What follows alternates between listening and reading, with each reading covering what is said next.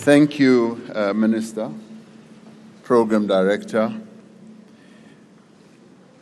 and thank you to all of you who've stayed the course. When the social partners were planning this summit, they feared that by this time there'll be only a few of you left, and maybe just people at the back row.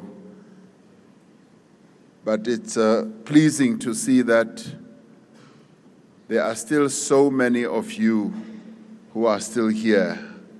I'm really delighted that you've stayed the course, because after all, we are engaged in a very important endeavor to address a national challenge, a national crisis amongst all of us for our people. As I was going around the stalls, some of the stalls this morning, I kept meeting a number of our compatriots, manning and busy at the various stalls. And the words I kept hearing were, we want to take bold initiatives to create jobs. We want to focus on impact. We want to focus on empowering women, the youth, and that they should be at the center of the various initiatives that we are talking about. And nearly all the people at all the stalls kept outlining to me the number of jobs that they want to create. For instance, the National Youth Service, which is under the NYDA, they have 5 programs, and one of their flagship programs is the National Youth Service. They want to bring up to 50,000 young people into their National Youth Service. And they have already helped more than 1,000 young people create a number of businesses, and they keep mentoring many others. I went to the stall of the EPWP, and they want to reach a target of 5.3 million. And I went to a stall dealing with working on water, working for fire. The same thing happened. And various companies, some of whom have come to the fore here to say they want to make commitments and they want to make declarations. Yesterday, as I was leaving, I had occasion to talk to a few foreign diplomats who had come to this summit, and nearly to a man and a woman, they said, we've come to learn. This is a very unique process that you South Africans are involved in. And so what we have been involved in, compatriots, has been a process through which we've expressed a resolute spirit of South Africans who are united to tackle our problems in a meaningful way. Social partners, labor, business, community, and government, having come together in the way that we have, were involved in a thoroughgoing and painstakingly threshed out many agreements that, when they are implemented, will lead to the creation, just on the interventions that they agreed on, of, yes, easily 275,000 jobs per year. And they were a bit cautious about mentioning the figures, because they said in previous summits, we have mentioned figures and we never really got to achieving them. And I said, do you really want us to mention the figures? they said, yes, it is important that we commit ourselves to figures and obviously not overdo it, but do what is possible and thereafter overachieve.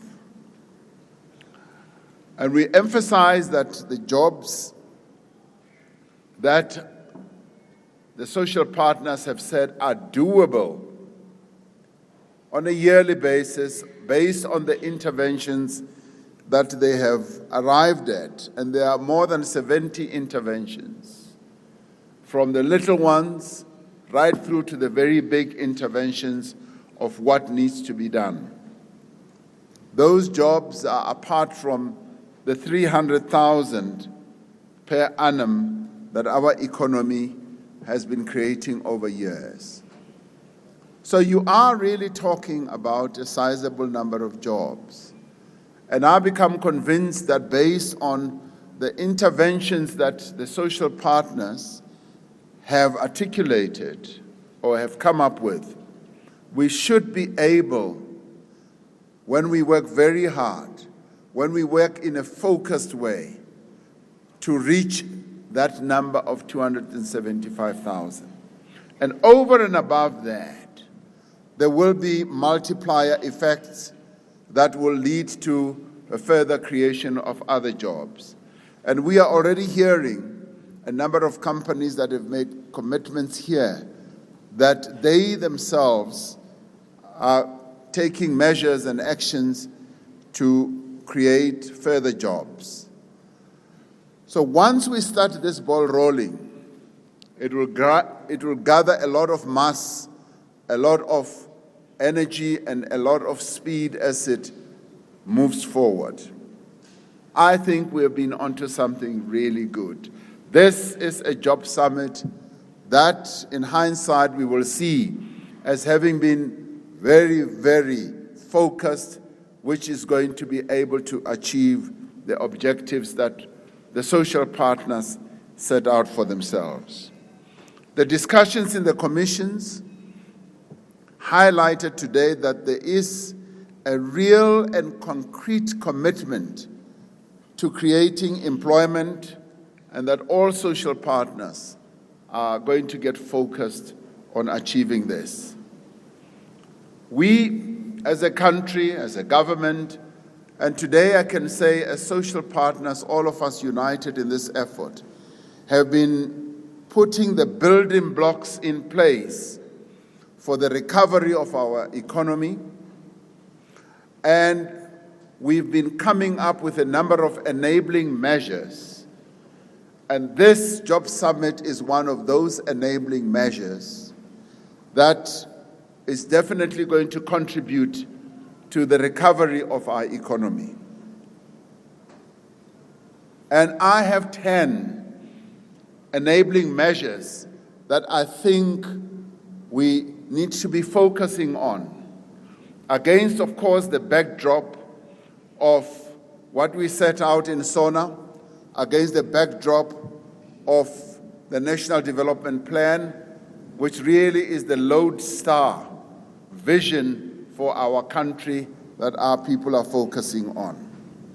The one enabling measure that we focus on to recover or to lead to the recovery of our economy was to rebuild confidence as well as trust in our government and public institutions, because trust had been lost and confidence had weakened right across the board, in our communities, in the business sector, yes, including in various organizations representing our people, from trade unions to community-based organizations, and you name them. Trust and confidence had been lost. So we have, since the beginning of the year, been involved in the task of rebuilding that task and that confidence. And I believe that today we are also involved in the process of rebuilding that trust and confidence. The second measure, an enabling measure, has been how we can embark on reforms of a variety of measures, or various types of reforms, policy reforms, process reforms, and a whole range of others.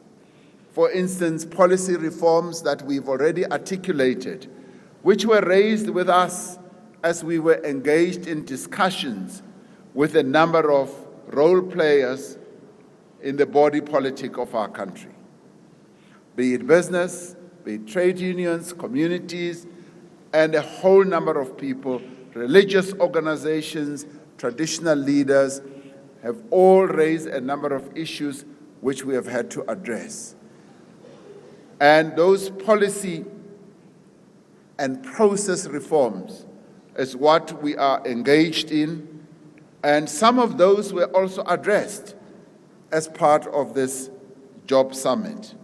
On the education side, which is a very important enabling measure, we've also emphasized that our education system, especially at the higher education level, should be geared towards the skills that are required by our economy, and the summit has addressed itself precisely to this, because it is important that we take advantage of the opportunities that are going to be given rise to as we move more and more towards the fourth industrial revolution.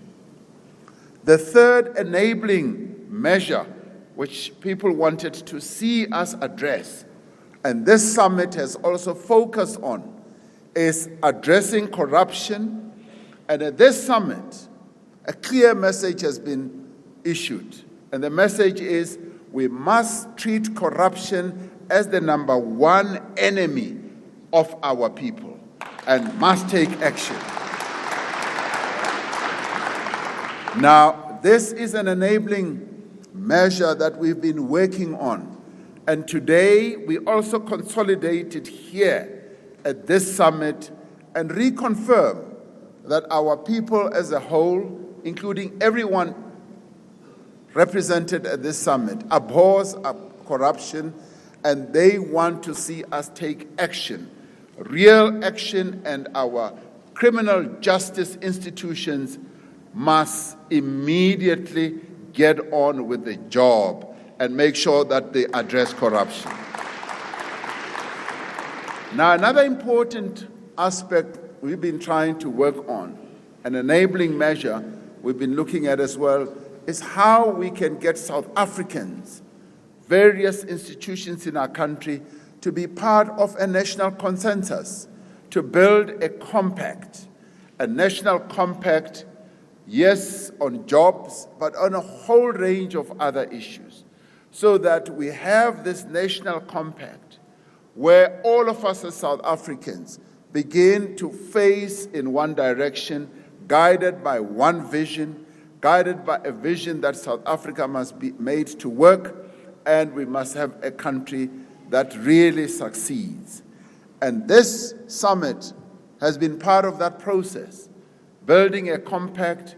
And for me, it's been a joy, a real joy to see the social partners assembled here at the committee level, right from the month from February up till today, working together and trying to forge unity of purpose to emerge with a compact. And I'd like to believe, and so I do, that today we have, as we conclude the summit, have a national compact on jobs, that from here we are now going to move forward in a determined fashion to go and create the jobs that are going to make the lives of our people better.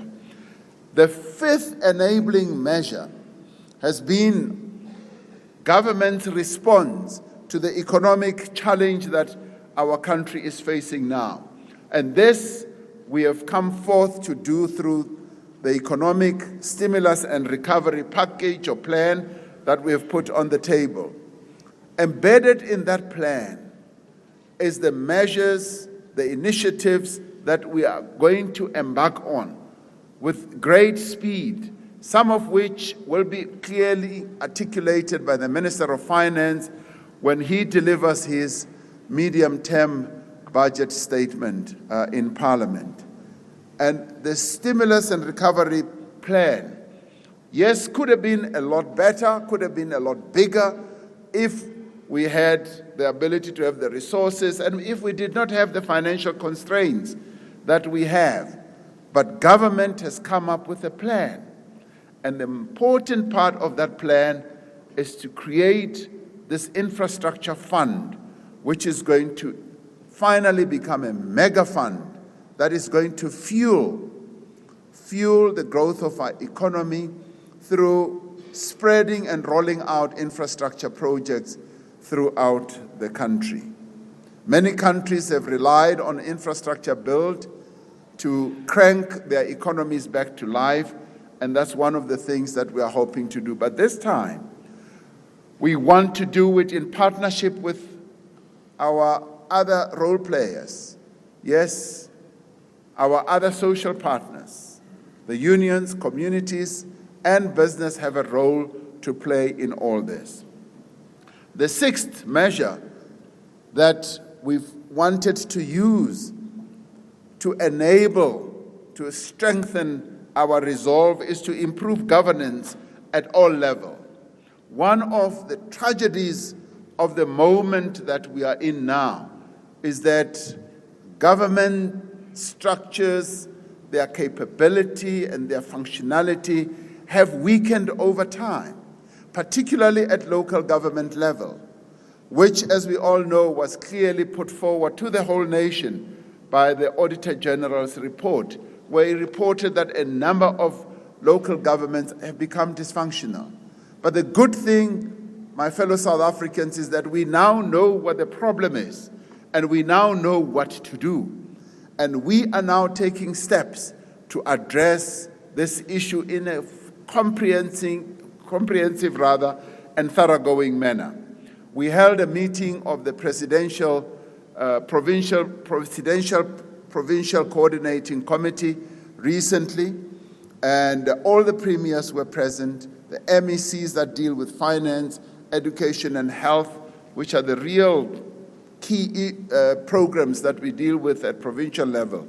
We all committed ourselves to, yes, repairing the functionality and strengthening the functionality of our local governments, and indeed of governance right through the government structure of our country. At national level, to get our national departments working better, and to get our civil servants committing themselves once again to Batupili, and also get the provincial structures as well as the local government structures. It has been a matter of deep shame for us to have a province being finally put under administration.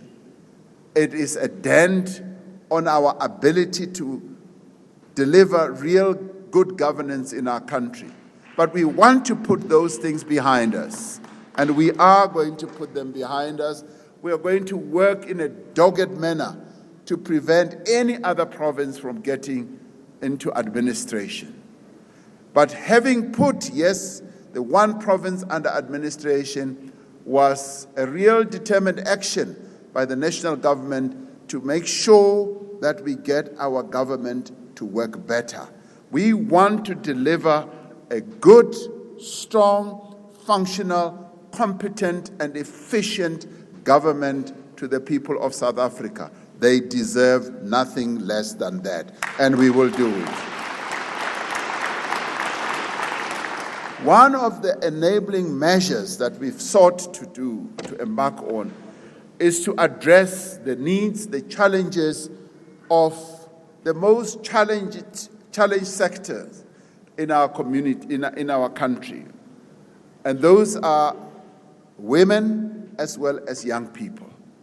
The measures that we keep coming up with, and very fortunately this summit has come up with the measures that address the challenges that women and young people focus on, or are exposed to rather.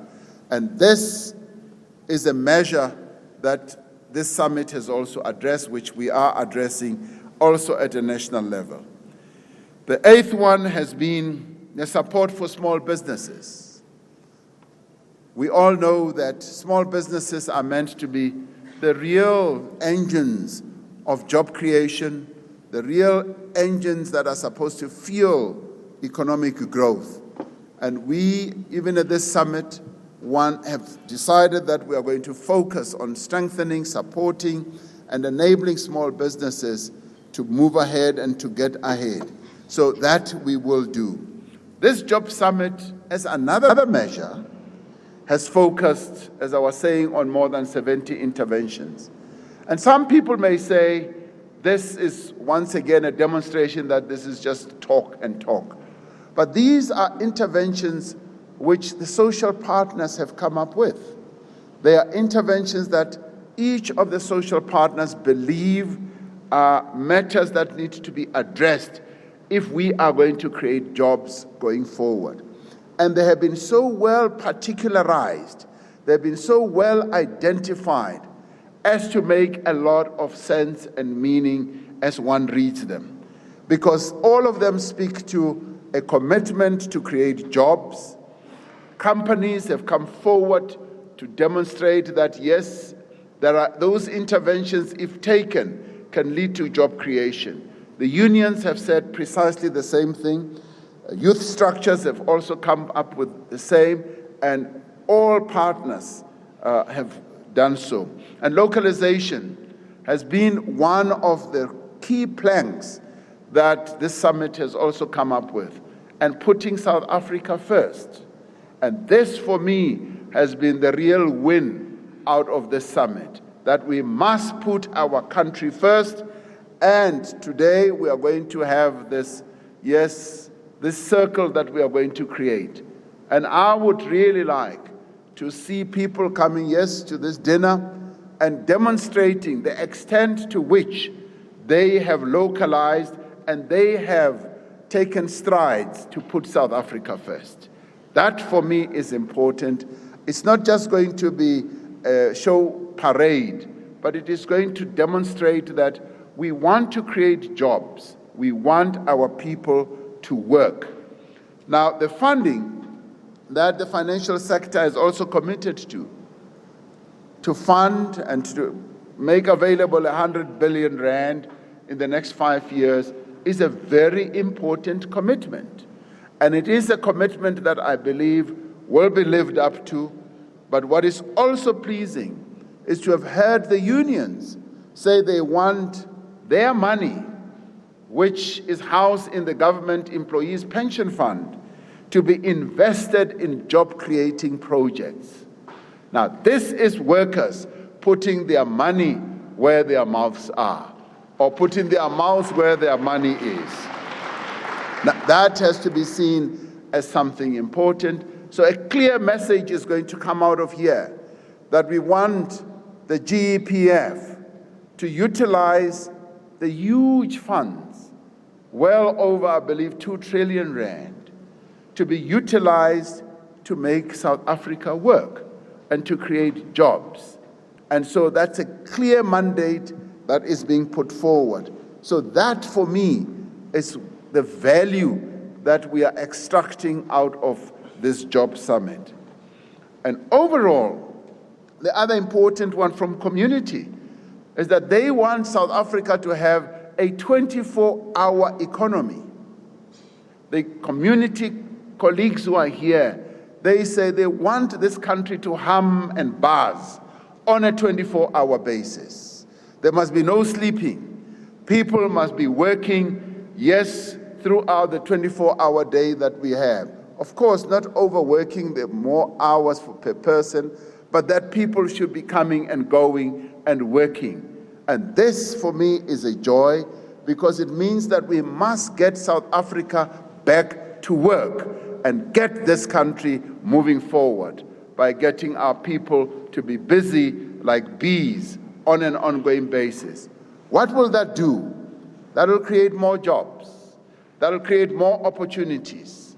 And it's wonderful to hear this message coming from communities. Now, This, colleagues, is a wonderful sort of festival of ideas. The other idea, which is fantastic, is that we want to expand the EPWP. We also want to look at the early childhood development process, that we want to set up more early childhood development centers in townships because they have the potential to provide skills and employment to a significant number of young people, and that government should commit itself to setting these up. Now, the extension of the employment tax incentive by another 10 years is another important proposal coming out of this. So, colleagues, this has been a true festival of ideas that have come forward. We are going to make sure that as part of this, we get this monitoring the Presidential Jobs Committee that's going to be set up to monitor the implementation, ensure that all these ideas that have come out of here are properly monitored. I'm going to be proposing to the colleagues in the Presidential Jobs Committee that we should have a biannual job summit. We should get together and not wait for 6 years or so before we have another job summit. We should get together in 2 years' time and see what progress we have made. It doesn't cost us so much money. I asked the executive director of NEDLEC what this has cost us. He gave me a figure which is not outlandish. So therefore, it will be my proposal to that committee, let's get together again as this brains trust on jobs to come and evaluate where we are. And where there are weaknesses, let's address those weaknesses, because this is a joint national project and we must get on with it. The last measure that we are now going to have is to go to the investment summit. We are going to go to the investment summit in just 2 weeks. And at that investment summit, as you heard our colleague here saying that Aspen wants to make a major announcement at that summit, we are expecting those who come to attend, both local, and may I say mostly local business people will be attending the summit, and some international. We expect them to come to the summit. We've committed to raising 1.3 trillion rand in 5 years, and we want to get a clear demonstration that there is a commitment, as we have now been addressing all these enabling measures, that the investing community will come and invest. It's pleasing to hear that there are some local companies themselves who say, as confidence builds, as trust increases, we are prepared to commit and invest in our own economy. So as we go to the investment summit, a number of people who will participate wanted to hear the outcomes of the job summit. They wanted to hear whether South Africans meeting on their own as social partners are able to come up with real meaningful decisions where they commit themselves.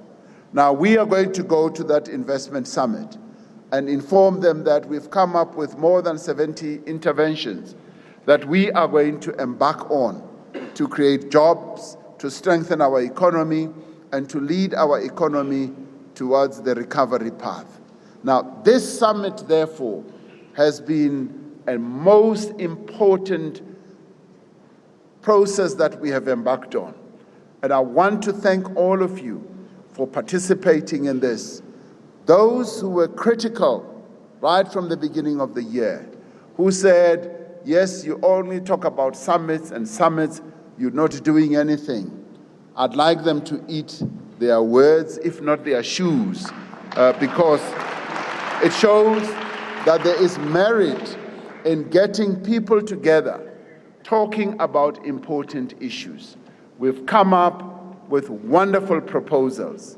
And what now remains is that structure that is going to monitor intervention or implementation should now get together as soon as we finish here and take the process forward, all of us agreed that this investment summit is just the beginning of the process. We are going to go into other phases where, yes, we are going to have serious discussions. But the most important part now is that we are going to focus on implementation, implementation, implementation, until we have reduced the rate of unemployment in our country. I want to thank you all for being fellow travelers, for being fellow thinkers, for being part of this brains trust of seeking to create jobs for our people. I think what we set out to do and to achieve as a summit has been achieved. Now what remains is that we must go and do the work. Thank you very much.